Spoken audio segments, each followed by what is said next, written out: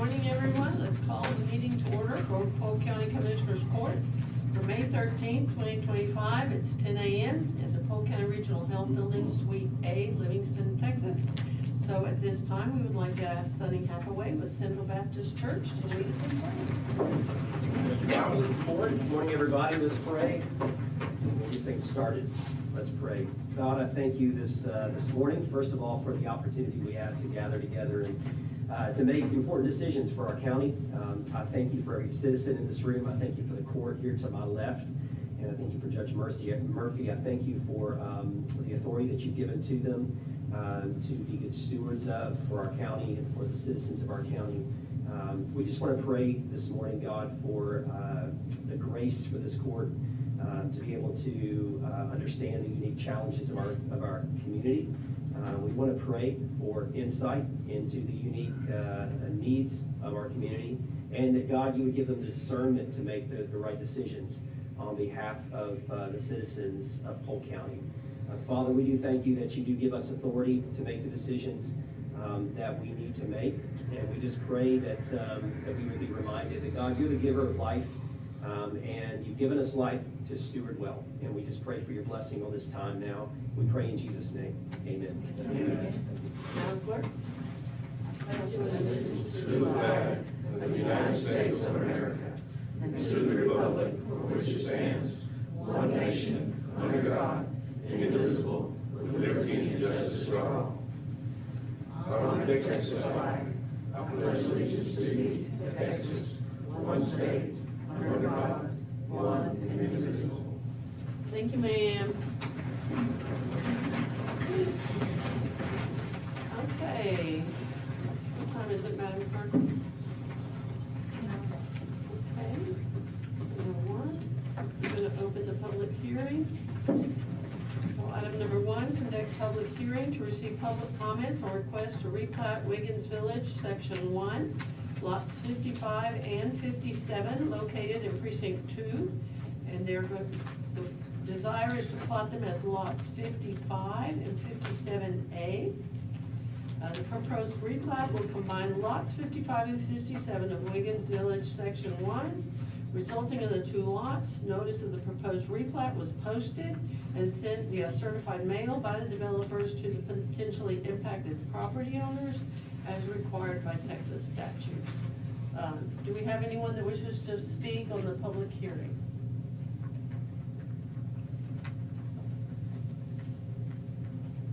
Motion to approve. We're not there yet, but do you wish to close the public meeting? Do you know of anyone that's coming? No, nobody's coming that I'm aware Okay. of. Well, then we'll go ahead and close the public meeting since nobody is here. 10:02. 10:02, thank you, ma'am. Now, consider a request to replat Wiggins Village, Section 1, lots 55 and 57, located in Precinct 2 as lots 55 and 57. Commissioner, you have a motion? Yes, motion to approve. Motion to approve. Second. Second, Commissioner Cassidy. All in favor, say aye. Aye. Opposed? Motion carries. Very well. Okay, public comments. There's 7. Sure. Okay, Terry Register.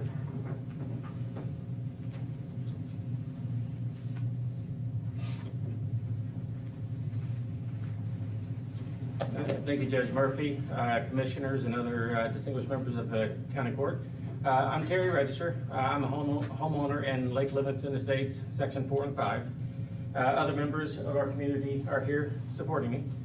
We had the fortune to meet with Mr. DeVoe about a month ago, and other members of the community joined us, and we spoke of different repair needs for the roads in our community. Mr. DeVoe commented on the limited budget that he had, and we're just wanting to come here and support Mr. DeVoe and trying to make sure that we can get the funds that we need for the repairs in the neighborhood. At the same time, want to get some time for Mr. DeVoe, and I didn't give you a heads up on this. I think I made maybe a little bit in my email, my last email, that I've looked through the records that the county maintains, of which are county roads and which are public roads, and looked at many of the different commission report meetings over the past several years and found some roads that had been approved to be county roads, which are not reflected in the records as county roads. They're still reflected as private roads. And when I saw what I think are discrepancies, that concerned me that the budget is a bigger problem because there are more county roads that aren't in the records reflecting so, and so the budget has to get spread, even thinner across all the maintenance. Okay, So, let me just say that if you will send that information to us, then we will make sure wherever you see the discrepancies, because if there is a discrepancy, then we try to correct it as quickly as possible. And usually that information comes from the commissioners as they add or as they realize that the road was longer or shorter or whatever. okay, Matter of fact, on the agenda today, we have a correction or additions, lengthening.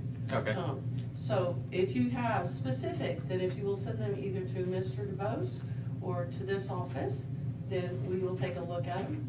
I will do that. It was, I had looked back and saw where certain roads were approved, but the record, unless there was some change in between the two. Well, And so- yeah, and I'm not sure, when you're saying the records, I'm not sure which record you're looking at. I'm sorry, So- this court's meeting minutes, where roads were approved to be added as county roads. As county maintained. As county maintained, yes. But the current records don't reflect that they're county maintained, that they're Which still listed as map record. are you looking at? I was looking at it's like an Excel workbook, where the county says which roads are or aren't maintained and how long they are. Okay, that gets updated constantly, but Okay. if you'll go by 911 addressing, they will get you a current one, Okay, and please get after it. okay. Because the more accurate we have it, then the better off we're gonna be. I appreciate that. Is there anything else that the members of our community, which is Lake Livingston Estates 4 and 5, can do to help make sure that some of the roads and some of the older roads in the neighborhood that haven't been maintained in many years, that they can get the attention that they need? That's going to have to go through your commissioner. Okay, Judges, Hmm? it's been 3. Okay, okay, that's fine. We're exchanging, so we're good. okay. And so I'll reach out to you to set up some time for us to talk again. Okay. Okay, thank you. Thank you. Appreciate your time. Thank you. Thank Okay. you. Let's see. Mr. Lawson? Good morning, everyone. Good morning. I just want to reiterate what he said, but one of my biggest concerns about our roads is that we are mainly senior citizens, my age and older, and having school buses come down through there and ambulances, it's getting hard to get through if you took a look at the roads out there. So I just wanted that to be taken into consideration. Sounds good. Thank you, sir. Mr. Zutek, am I pronouncing that correctly? You did. Oh, good. That's excellent. And I don't want to take any more time than necessary, so I'll simply say I'm the owner of 129 Buttercup, live very close to the others who've already spoken to the issues here, and simply want to add my support to cooperate for us to do our part in whatever it is that facilitates getting this done the best way, just as the prayer said. Give us the guidance and let's do it the best way. Absolutely. Thank you for the opportunity. Thank you. Shane Johnson?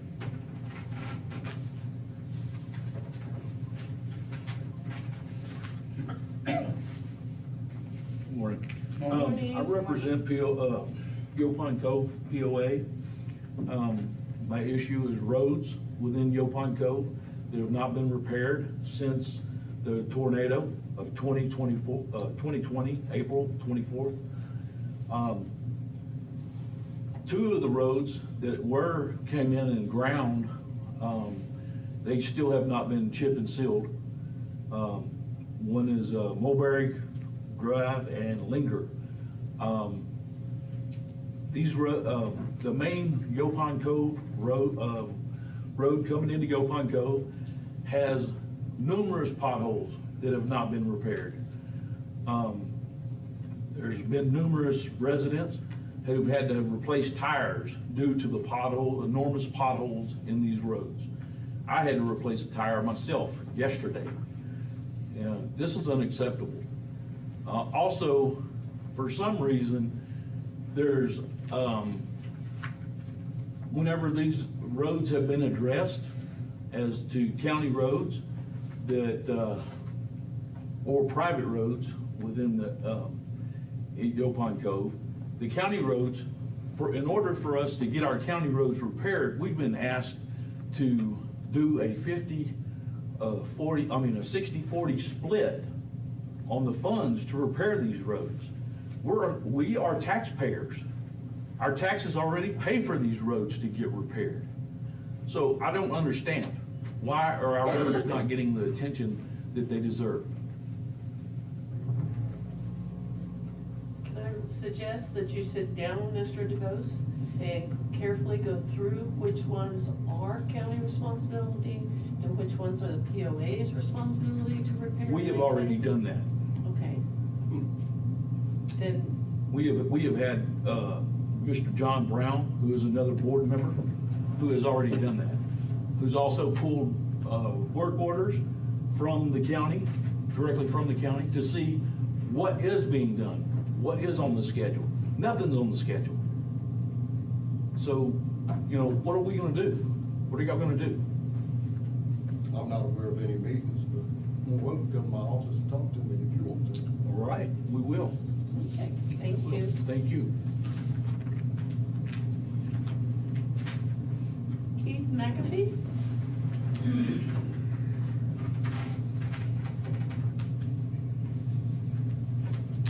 Good morning. My name is Keith McAfee. I live in Yopon Cove, an unincorporated Polk County's Precinct 2. I want to thank y'all for listening to me and my concerns. I notice on the agenda today, the Commissioners Court consideration will be considering approving capital funds for the purchase of custom-built furnishings for the courthouse. These funds appear to be requested from the Commissioner Court capital outlay furnishings and equipment budget.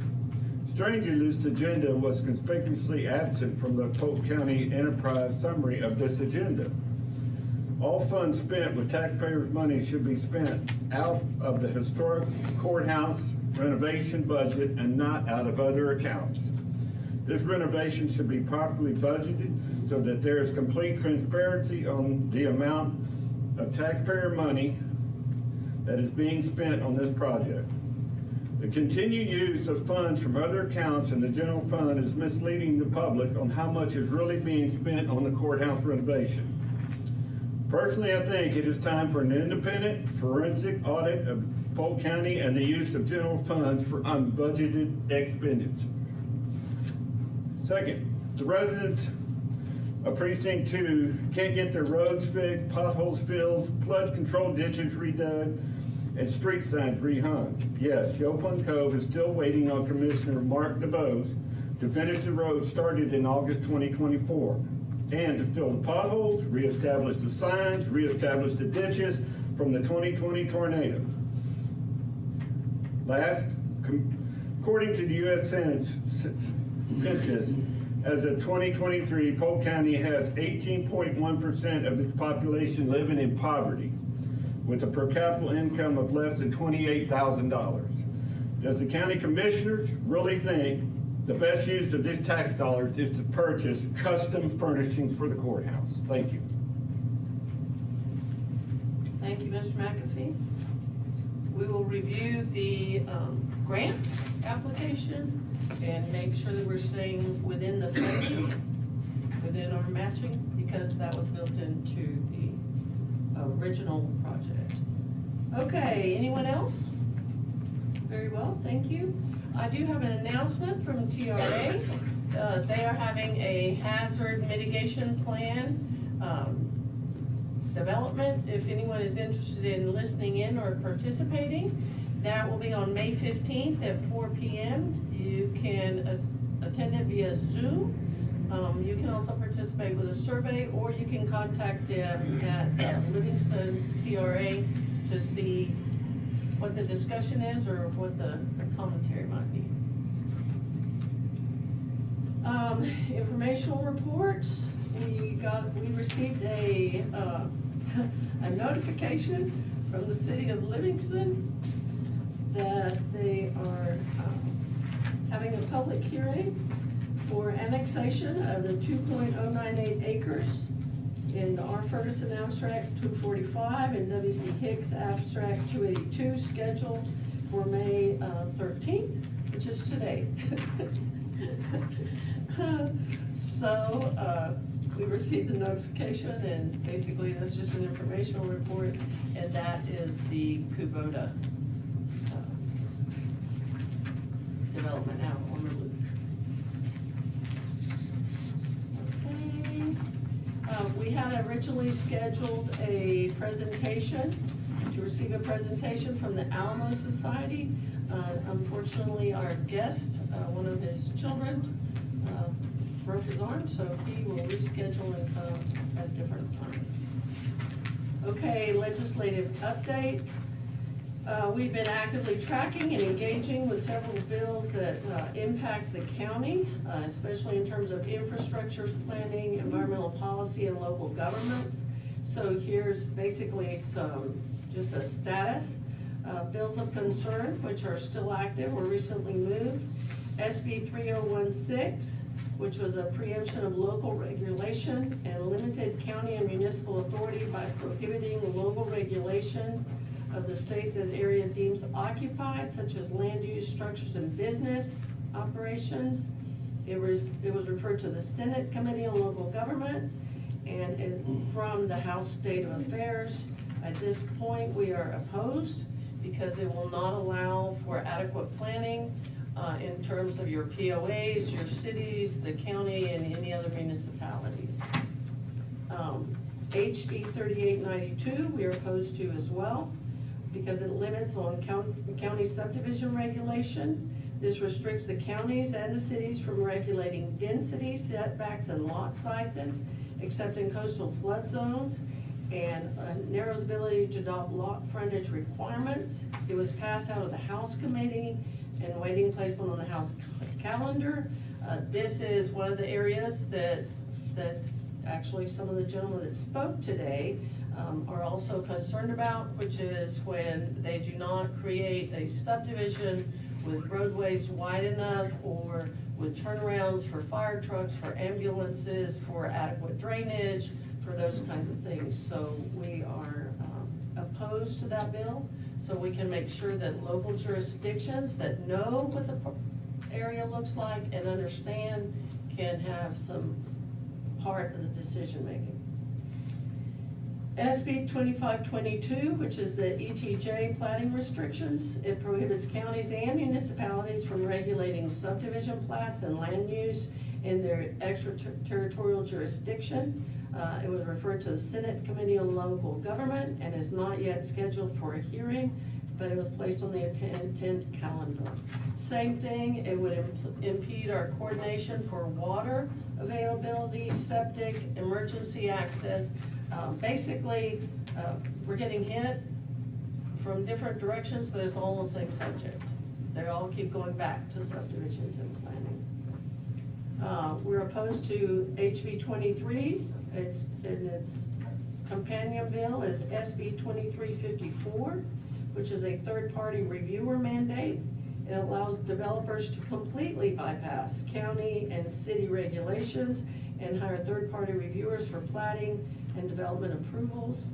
It moved through the House Committee, and it is referred to the local government and the Senate. It's the same thing. Basically, what this bill states is that if someone wants to put in a large development, then they could completely bypass the county, or they could completely bypass the city and get someone that they have hired to say, it's okay, it looks good. So we're fighting all of those bills. Bills we have supported. We have supported House Bill 2233 and its companion bill, Senate Bill 253, which is infrastructure cost recovery tools. It enables counties to impose a fees for infrastructure tied to subdivision development, such as fire protection or roads, and making sure that the development is safe. It's active in committees, and it has really strong bipartisan interest. So we have supported it because that would give all of us the additional support for infrastructure needs. So you're back to subdivisions again. We are supporting SB 325 and its companion bill, HB 2384, which gives local planning authority clarification. It reinforces the counties and cities' authority to adopt subdivision regulations related to public safety and infrastructure. We're still trying to recover from some of the subpar developments that occurred, especially in the late 70s and early 80s. Okay, which is what all of you all have referenced so far. So waiting for action in both chambers. At this time, we have supported it because it lines up with the needs for Polk County, the cities and the counties, the POAs, the developers. It lines up for everybody. Bills that have stalled or died. Senate Bill 819, which was Renewable Energy Facility Regulation, which would allow the counties to have more input into siting and location of renewable energy project to protect rural aesthetics and infrastructure. It was referred to committee, but no hearing was held. It basically complements our strategy to try to protect our rural areas, but at the same time, not impair energy development. We will continue to watch those bills, and we will continue to try to keep everyone informed. Okay, does anyone else have anything to add from the court on this information? No? Okay, old business, number 6, discuss and consider approval of fire protection service agreement with Centus. At this time, Maintenance Director Grady Woods has requested that this item be deleted. We had said we would discuss it this time. He has additional items to discuss with the court in the latter portion of the agenda. Motion to delete. Motion to delete, Commissioner Purvis, second, Commissioner Cassidy. All in favor say aye. Aye. Any opposed? Motion carries. Item number 7, discuss and consider any and all necessary action relating to the request from Polk County Historical Commission for distribution of hotel motel occupancy tax funds for tourism-related activities. The committee that was assigned to review this matter was myself, Commissioner Robertson, and Treasurer Terry Williams. We met on Friday, April the 25th, and based on the review, we recommend the following with new agreements effective October 1st, 2025, with the following entities: the Chamber of Commerce, the Polk County Higher Education and Technology Foundation, which is the Commerce Center, and the Polk County Historical Commission. Each entity would receive 25% of the county's annual hotel occupancy tax revenue, with an annual funding cap of $30,000 per entity. And then the remaining 25% would be reserved for county-sponsored events and initiatives. Terry put a list of outside entities that have historically requested hot funds for special events, and a copy of the current agreement with the chambers is also included for your packet. Terry, do you have anything you want to add? No, but if you have any questions, I'll be glad to answer them if I can. So, we would still be able to hold the 25%, which actually, law enforcement can attest to the fact that they were able to hold a well-attended workshop, at the Commerce Center and invite other people in. And at this time, we also have the 2 clerks that would also like to host the state conference in, which brings people into our community and generates sales tax revenue and hotel motel tax revenue. And those are the entities. It's very specific. The hotel motel tax revenue must be used for very, very specific things, and everything we have on our list would qualify. So I need a motion. I'll make the motion. Commissioner Robertson, Commissioner Dubus, all in favor say aye. Aye. Any opposed? Motion carries. Okay, new business, your consent agenda, you have an addendum on B in the amount of $139,593.56. Otherwise, everything else stands. So moved. I'll second. Commissioner Purvis, Commissioner Robertson, all in favor say aye. Aye. Any opposed? Motion carries. Okay, new business, regular agenda. Item number 22, consider approval of personnel matters as follows. A, personnel action form request submitted by department heads since the last meeting and review of any authorized emergency hiring You have the preliminary list of the PAS submitted in your packet, and we have 2 emergency hires at this time, both in maintenance. Approved. Motion to approve, Commissioner Dubus, second Commissioner Cassidy. All in favor say aye. Aye. Any opposed? Motion carries. Item B, update to personnel management system, book 1. Commissioner Robertson has requested this agenda item to update the job description for the light equipment operator. The changes include removing dump truck from the equipment that may be operating, adding state of Texas Class C driver's license, and adding the state of Texas Class B commercial driver's license is preferred. Question. Yes, So we remove the dump truck being in there, then he can't drive a dump truck? that would be correct. Do you wanna, you can leave dump truck in there? I mean, if he got Class B driver's license, commercial license, I don't know why he could drive a dump truck. I'm just asking why we, Well, that's what we found in the personnel, you know, where the listing was, and that's, No, the question is, why do you wanna remove dump truck from the equipment that may be operating? the main thing was again on the license, so maybe Okay, that's where is, so do you wanna leave dump truck in there? well, maybe yes. I guess that's my if he has a Yeah. commercial license, I mean, yeah, if he don't have one, no, we're not gonna, we Right, can't let him right. drive. Well, we probably need to go ahead and leave it. I was just curious, I didn't know if there was a reason, I mean, I'm not a HR guru by any means.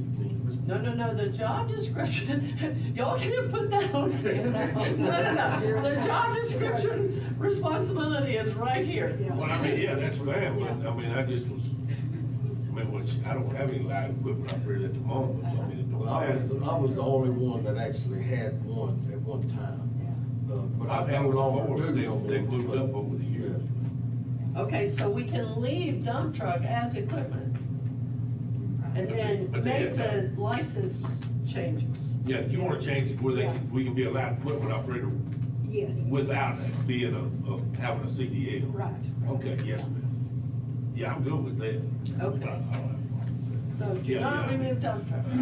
Yeah, because if you got one that's got the license, they can Right. use handicap and then where you can't use it, True, good point, good point. is what I was thinking. Okay. So the new recommendation is that the proposed changes only include that the equipment may be operating, adding that the state of Texas Class C driver's license under certificates and licenses required, and adding that the state of Texas Class B commercial driver's license is preferred. You bringing that as a motion? Yes, I'll bring this motion. Okay, bringing that as a corrected motion, Commissioner Robertson. Second, Commissioner Purvis. All in favor say aye. Aye. Any opposed? Motion carries. Item number 23, consider request for revisions and amendments to the budget as follows. The FY 2025 budget revisions and amendments is presented by the County Auditor's Office. Copy of proposed revision number 2025-11 and amendments 2025-11A was included in your packet for your review. Motion to approve, Commissioner Dubus. I'll second. Second, Commissioner Robertson. All in favor say aye. Aye. Any opposed? Motion carries. Item number 24, consider approval of order designating outdated and unlocated assets as surplus property for the purpose of inventory reconciliation. Ongoing efforts by the Auditor's Office to reconcile and update the county's fixed asset inventory system. Items listed have not been in use for many years and should have been previously removed from inventory. The designation will allow for proper accounting treatment and removal from the county's active asset records. So a copy of the proposed order is included for your review. Motion to approve. Motion to approve, Commissioner Dubus. Second. Second, Commissioner Cassidy. All in favor say aye. Aye. Any opposed? Motion carries. Item number 25, consider request for capital purchases to be paid from Commissioners Court capital outlay office buildings and equipment for the purchase of custom-built furnishings for the historic courthouse. The FY 2025 budget includes $100,000 for the purchase of the furnishings to support offices relocating to the restored courthouse. We have the specs and proposal included for your review. They will be built by TDCJ Ramsey Furniture Factory. A list of the furniture selected by each office with pricing is included. The total purchase price for all requested furnishings is $126,908. With the course approval, the unfunded portion would be covered by this year's contingency line item, and that amount would be $26,908. And this was all in the original discussion with the Texas Historical Commission. These are the plans that were laid out by the grant, by the Texas Historical Commission, along with our local historical commission.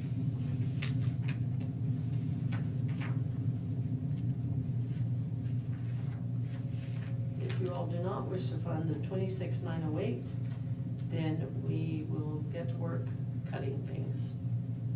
I was gonna be my question, what if somebody had this and stuff that they want? Have you seen the desks? Everything on this, we don't have anyone that wants to keep their desk, because everything that was built and that was recommended by the Texas Historical Commission was to keep things efficient. The only things that were kept were things that had historical significance, like the clerks have some shelving that has historical significance. So all of that is being taken and restored or refurbished. So the tax office has some shelves with historical significance. The clerks have some, especially the county clerk, and all of those will be refurbished per Texas Historical Commission standards. Well, how much are they giving? For The grant, we have the whole, they don't specify. They don't specify only, this can only be used for furniture, and this can only be used for. We just received the grant. But the unfunded is 26,000. The currently unfunded is 26,908. DR portion. Yes.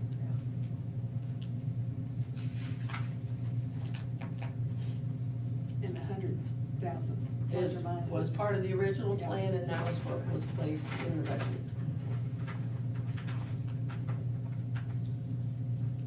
And did this take care of all the furnishings? Yes, ma'am, that takes care of the whole thing. That's that.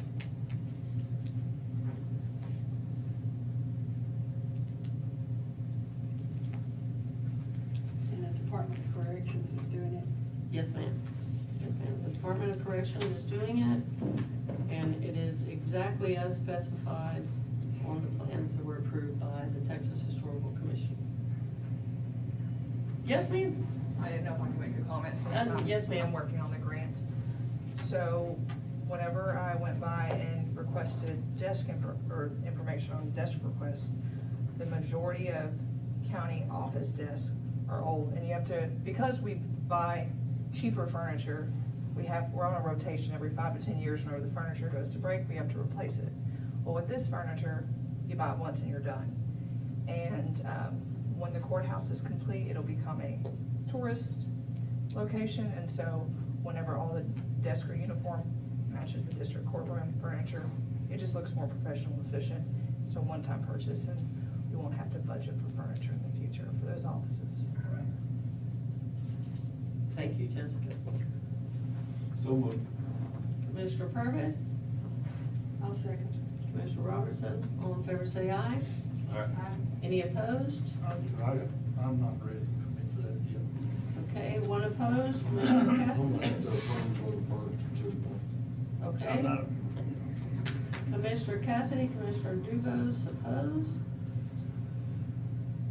I'm aye, so motion carries. Item number 26, consider any and all necessary action regarding bid 2025-21, replacement of chiller at 1102 Martin Luther King. These are Grady's, and I do have to say thank you to Grady, because he has been through some interesting situations for someone that's new to the job.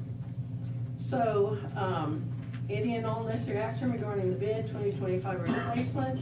On March 18th, McWilliams was dispatched to adult probation facility because a chiller system was producing errors that we are beyond our maintenance department's expertise.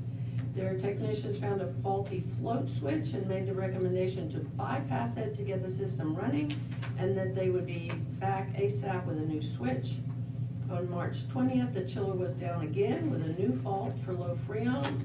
The collision was notified, they said to leave it down until the new float switch arrives, and they returned on March 25th, and the chiller had experienced a catastrophic failure. They went through more assessments, and it was discovered that the heat exchanger had ruptured, allowing water to enter the refrigerant system. The manufacturer has agreed to cover half the cost of the repairs, but the damage was significant enough that the long-term reliability of the system was in serious doubt. They went on into April, and as you can imagine, we are sliding into summer, so the probation department really would like to have an air conditioner. So went on to April with no resolution, so the maintenance department reached out to other HVAC professionals, and they were concerned about the choice to bypass the key safety feature of the float switch. So that brings us down to item A, which is to ratify approval to advertise bids for chiller at adult probation. Because of the urgent need to restore reliable air conditioning at the facility, purchasing, myself, and maintenance went ahead and initiated the bid process to replace the chiller. The bid packet was published on April 21st, with bids due May 6th for the court's consideration today. A copy of the bid packet is included for your review, and what we are asking you to do right now is to ratify that decision.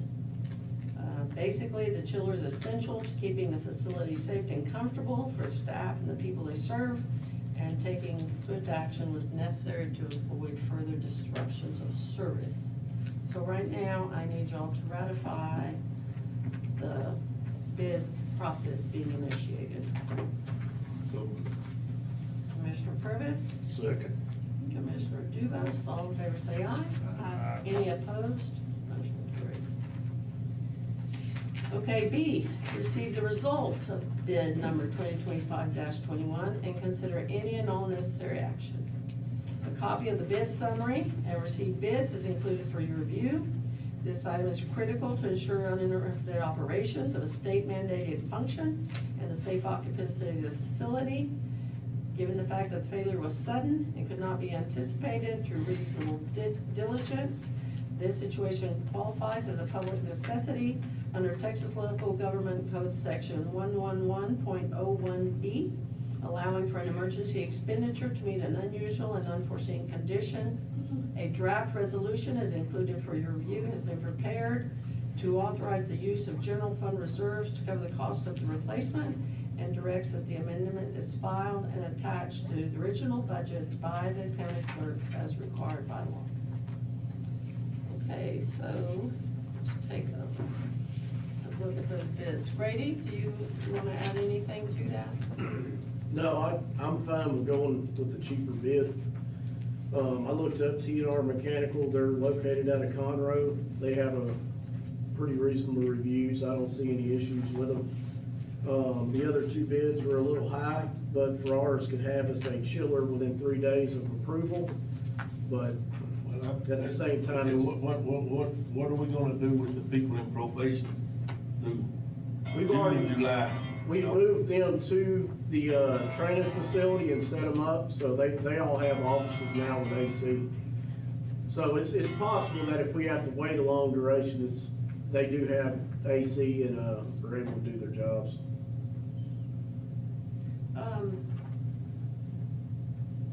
I have the same concern.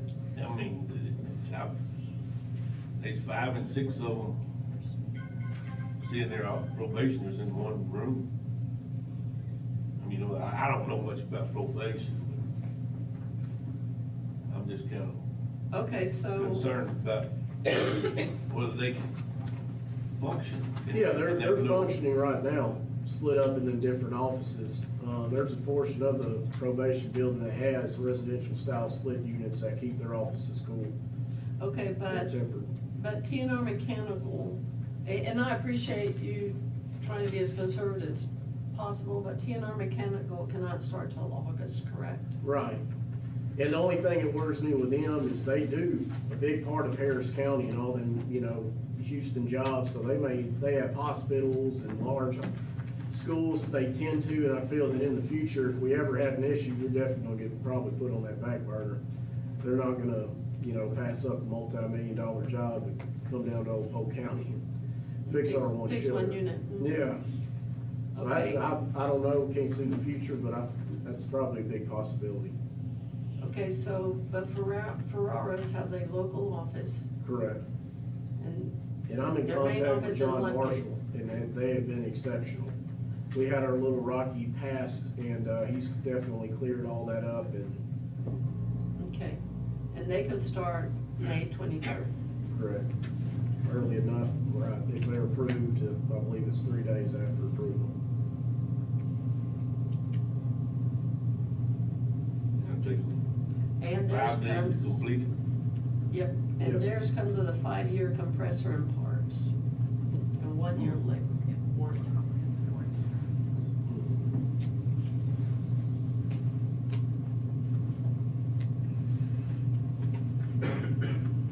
I'm concerned about the cost difference, but, I mean, these people are in their working conditions, I agree. you know, I mean, they say. Some of the hottest times of the year out there. Have you talked to all of them? I mean, Yeah, they're what fully aware. temperatures are we getting there? Like, What's that, I'm sorry? what kind of, what's the temps you think that we can function at? They're gonna have to come out, They're gonna have to come out? Yeah. yes, they're gonna have to come out one way or the other. I just, part of it with me also is the long term. I think Grady's concerned about then being able to get someone from Conroe, Houston to come down here. They consider us a small project. But right now, they have no security over there. That's I mean, they have no cameras Nope, or anything. You know, in that building where they're at, they don't, Oh, what's they got coming cameras. and stuff. Ain't what they showed me. I don't know. You know, even though Ferraris is higher price, they give the 5-year compressor and parts Exactly. warranty, and that's pretty big. significant. I prefer them because they're getting very familiar with the county, and they're gonna be the ones that take most of our work.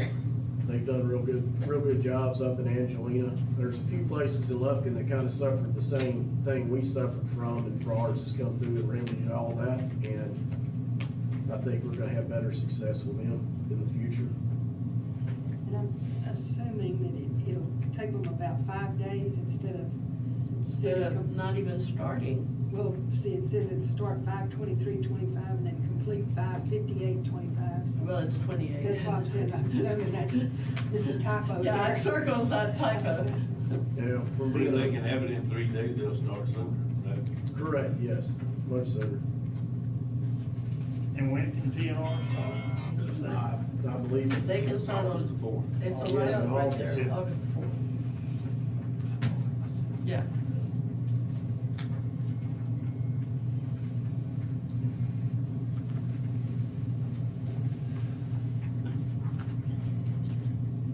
I'm gonna make a motion to go with Ferraris. I'm on second.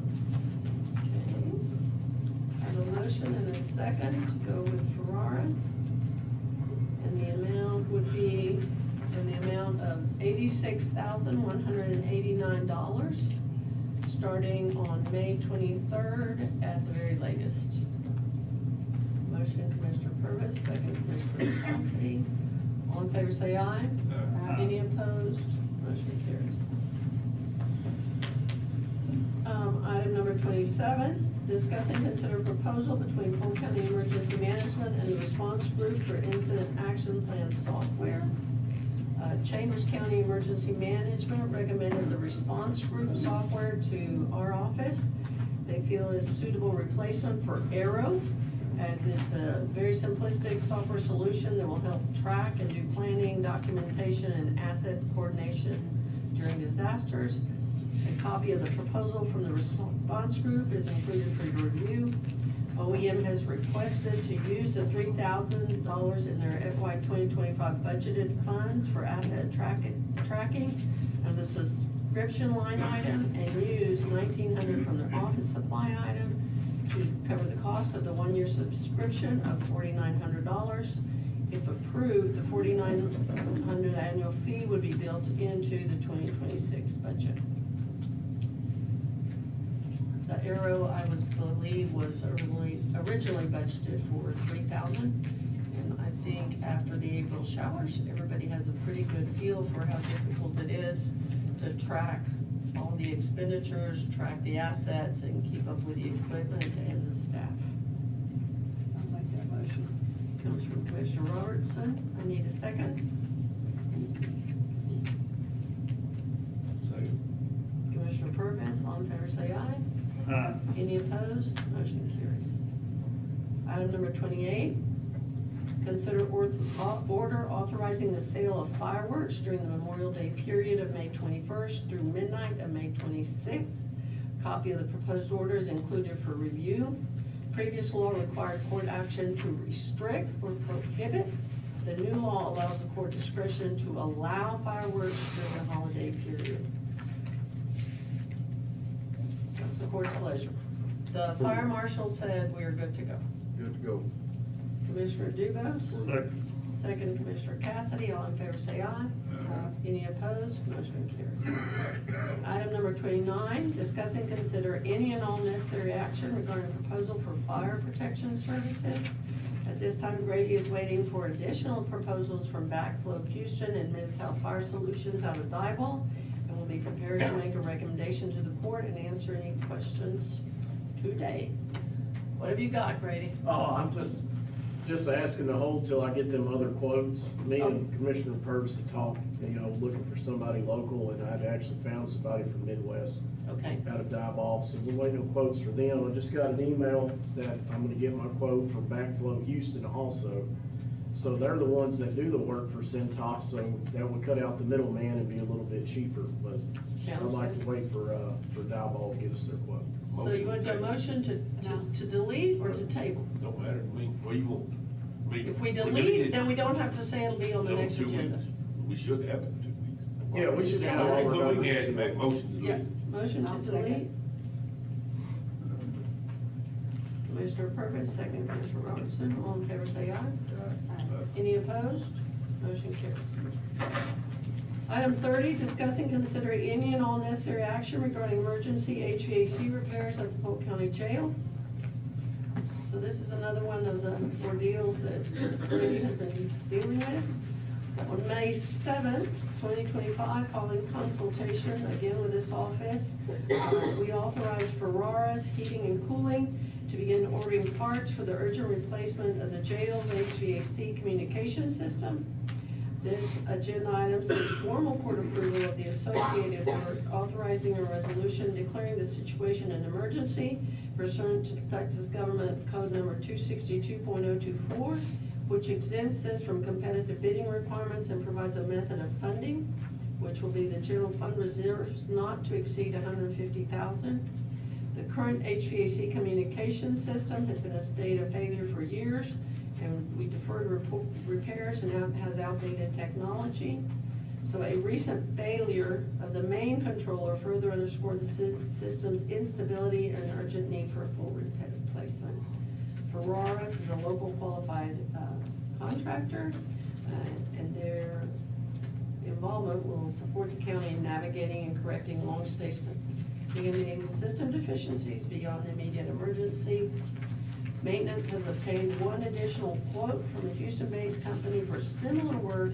However, that quote came in over $116,000 higher than Ferraris and included a significantly narrower scope of services. So basically, we're asking you to approve the attached resolution and authorize the funding for the emergency project not to exceed $150,000 to be pulled from the general fund balance under the emergency budget amendment authority granted in local government code 111.010. As you all well know, we cannot have these kinds of malfunctions in the jail. That is a jail commission standard, and we cannot have those people that are currently incarcerated being uncomfortable, not being able to take warm showers, or being too hot or too cold, or whatever. We've all known that it was not going to be long. That was actually included in our long-range plans to do something about the HVAC. But now we're forced. It was in the plan, it just got skipped up a little higher. So, So moved. motion Commissioner Dubose, second Commissioner Cassidy. All in favor say aye. Any opposed? Motion carries. Motion to adjourn. Commissioner Purvis and Commissioner Cassidy. What time is it, Madam Clerk? Thank you. Okay, thank you, everybody.